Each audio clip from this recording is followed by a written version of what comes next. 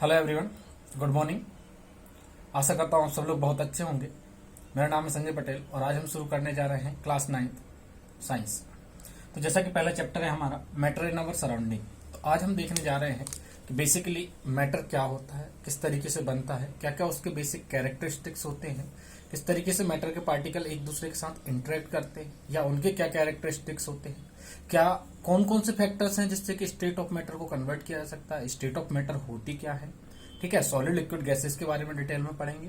फिर किस तरीके से सॉलिड को लिक्विड में कन्वर्ट किया जा सकता है, लिक्विड को गैस में कन्वर्ट किया जा सकता है या गैस को सॉलिड में कन्वर्ट किया जा सकता है, इनके इंटर कन्वर्टेबिलिटी के बारे में बात करेंगे।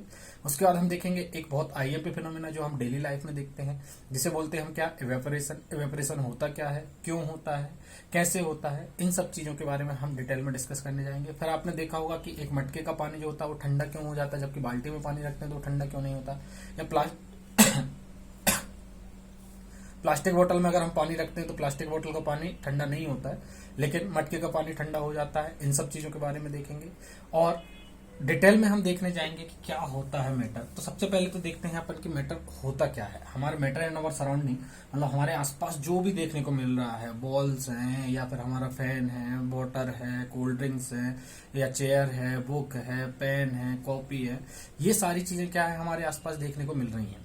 तो इनमें से कुछ चीजें क्या होती हैं, सॉलिड फॉर्म में होती हैं, कुछ लिक्विड फॉर्म में होती हैं, कुछ गैसियस फॉर्म में होती हैं। सॉलिड मतलब जैसे हम क्या कर सकते हैं, जिसका एक डेफिनेट शेप है, जिसका शेप अपने आप चेंज नहीं हो रहा है। लिक्विड मतलब क्या होता है, जिसे हम किसी कंटेनर में डालते हैं तो वो उसका शेप गेन कर लेती है। और गैसेस मतलब क्या होता है, उनका कोई डेफिनेट शेप नहीं होता है। ठीक, तो चलिए अब डिटेल में डिस्कस करते हैं कि मैटर इन अवर सराउंडिंग किस तरीके का होता है। ठीक है, तो सबसे पहले देखिए फिजिकल नेचर ऑफ मैटर है आपका पहला टॉपिक जो देखने को मिलेगा, क्या, फिजिकल नेचर। अब फिजिकल नेचर मतलब क्या होता है कि मैटर जो है, जो भी हमारे आसपास है, जैसे कि हमारा मार्कर है, मार्कर को आप ब्रेक डाउन करते जाइए करते जाइए करते जाइए करते जाइए, तो आखिरी में अल्टीमेटली आपको क्या मिलेगा, एक सबसे छोटा पॉइंट मिलेगा जिसे आप फर्दर डिवाइड नहीं कर सकते हो, उसे बोलेंगे हम क्या, एटम। तो सबसे छोटा पार्ट क्या होता है, एटम। और ये जो मार्कर है ये किससे मिलकर बना होता है, एटम से मिलके बना होता है। मतलब सारे जो यहाँ पे हमारे आसपास देखने को मिल रहे हैं उनमें जो सबसे छोटा पार्टिकल है वो क्या है, एटम है। एटम ही मिलके फिर क्या बनाते हैं, कंपाउंड। और कंपाउंड से ही फिर क्या बनता है, धीरे धीरे करके जब इकट्ठा होते जाता है तो क्या बन जाता है, पूरा हमारा मार्कर। जैसे आपने देखा होगा घर, घर कोई ऐसा तो है नहीं है कि एक इंडिविजुअल क्वांटिटी है। उसे बनाने के लिए क्या करना पड़ता है, धीरे धीरे करके हमें ईंटें रखनी होती है, ईंटों के बीच में रेत वगैरह, रेत और सीमेंट डालनी होती है मिक्सचर करके। फिर उसके बाद धीरे धीरे करके पूरा का पूरा एक हाउस बिल्डअप होता है। तो सबसे छोटी यूनिट क्या हो गई वहां पे, सबसे छोटी यूनिट क्या हो गई एक घर की, वो हो गई ईंट। ईंट के बाद क्या हो गई, धीरे धीरे ब्रिक्स को अपन ने इकट्ठा करते गए रखते गए पूरा क्या बनेगा, एक स्ट्रक्चर बनेगा।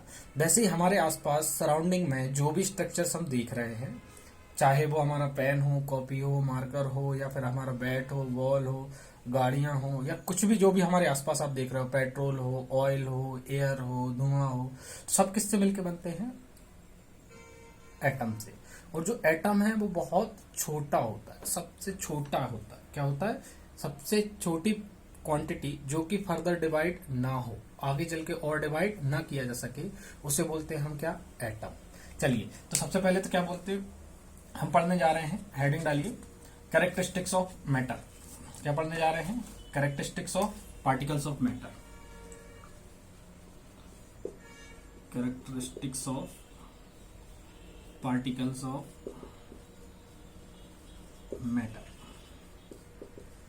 मैटर के जो पार्टिकल्स हैं उनकी क्या कैरेक्टरिस्टिक्स होती हैं, ठीक है, हम उसे डिटेल में देखने जा रहे हैं। तो पहला कैरेक्टरिस्टिक्स है कि पार्टिकल्स जो होते हैं उनके बीच में क्या होता है, स्पेस होता है। क्या होता है, ये क्या है, एटम्स हैं जो कि एक दूसरे के पास पास रखे हुए हैं। ठीक, इनके बीच में क्या रहेगा, ये स्पेस रहेगा। दूसरी चीज क्या है, ये जिसमें कम स्पेस होता है, मतलब जैसे ये मार्कर है, क्या मैं मार्कर में से हाथ को ले जाना चाहूँ तो क्या हाथ इजीली मूव कर पा रहा है, क्या मेरा हैंड इसके गो थ्रू जा रहा है, नहीं। तो इसका मतलब क्या है, इसमें स्पेस कम है।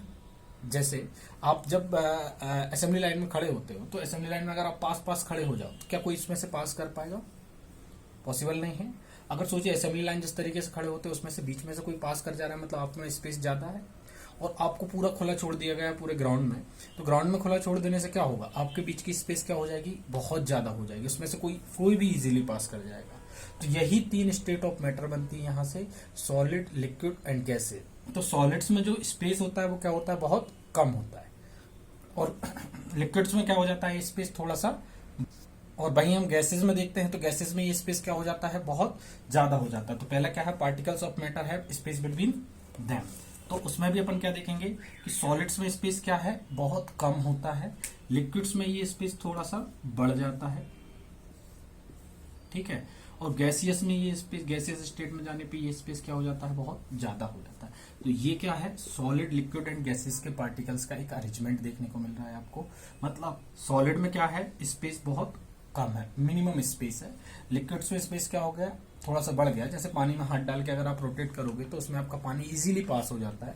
वो क्यों हो पाता है, क्योंकि वहां पे स्पेस क्या है, थोड़ा सा ज्यादा है।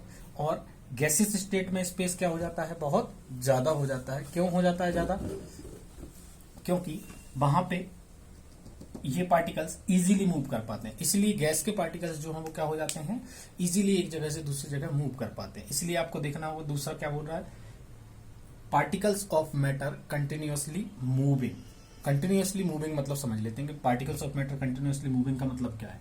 देखिए, जैसे कि आप क्लास में बैठे हैं, एक टीचर है, ठीक, टीचर आपके सामने प्रेजेंट है, आप क्या कर सकते हो, आप अपनी जगह पे सिर्फ मूव कर सकते हो, मोशन कर सकते हो, वाइब्रेट कर सकते हो, अपने पड़ोसी के साथ थोड़ी बहुत लड़ाई झगड़ा कर सकते हो, लेकिन क्या आप उठ के कहीं भी बाहर घूम के जा सकते हो, नहीं।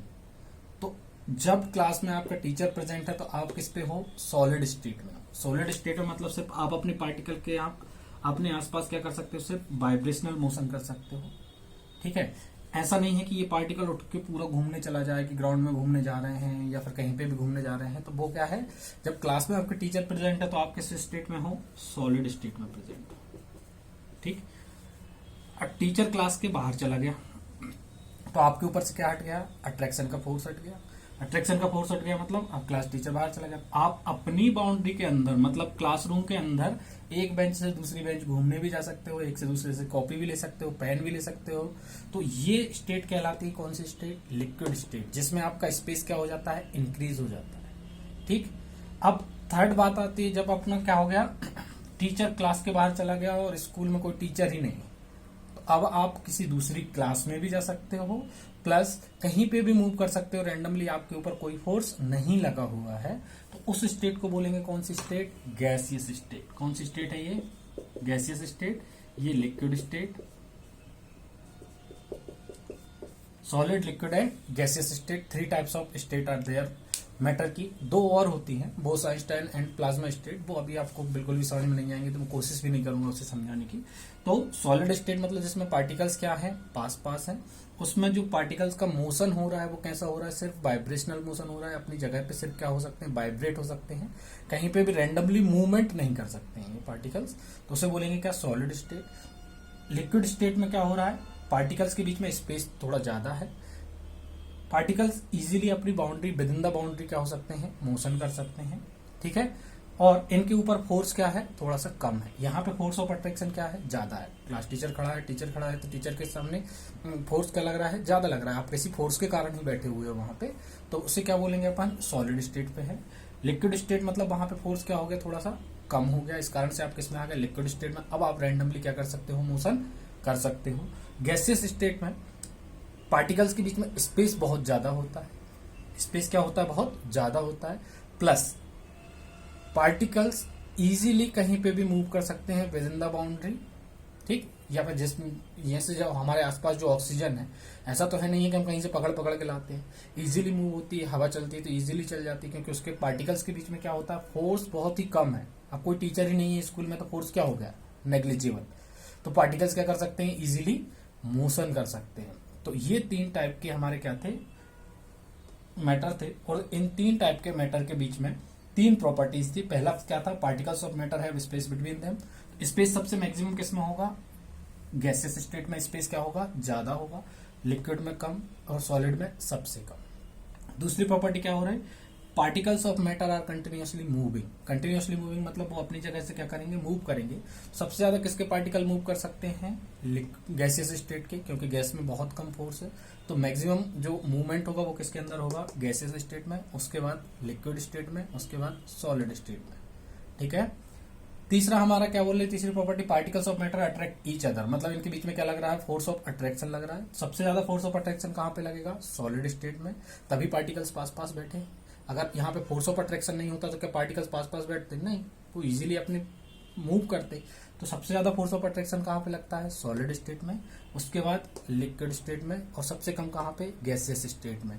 इसी के कारण गैसियस पार्टिकल्स क्या कर सकते हैं, इजीली मूव कर सकते हैं। ठीक है, यहां तक कोई डाउट नहीं होगा। आशा करता हूं यहां तक आपको सब समझ में आया होगा। अगली क्लास में हम सॉलिड, लिक्विड एंड गैस को और थोड़ा सा डिटेल में पढ़ेंगे, यही सारी चीजें कि किस तरीके से उनका शेप होता है, क्या वॉल्यूम होता है, किस तरीके से कैरेक्टरिस्टाइज करते हैं, कैरेक्टरिस्टिक करते हैं कि किस तरीके से कौन सा सॉलिड है, कौन सा लिक्विड है और क्या गैस है। आपको मैं आशा करता हूं कि ये तीनों प्रॉपर्टी कैरेक्टरिस्टिक समझ में आए होंगे। पहली प्रॉपर्टी क्या थी हमारी, कि पार्टिकल्स के बीच में क्या होता है, स्पेस होता है। दूसरा कैरेक्टरिस्टिक्स क्या था, कि particles of matter are continuously moving. And third one is particles of matter attract each other, मतलब उनके बीच में क्या होता है, फोर्स ऑफ अट्रैक्शन लगता है, जिसके कारण कि वो क्या रहते हैं, सॉलिड, लिक्विड, गैसियस स्टेट में रहते हैं। ठीक है, चलिए अपना और अपनों का ख्याल रखिए, हंसते रहिए, मुस्कुराते रहिए और पढ़ते रहिए। Thank you.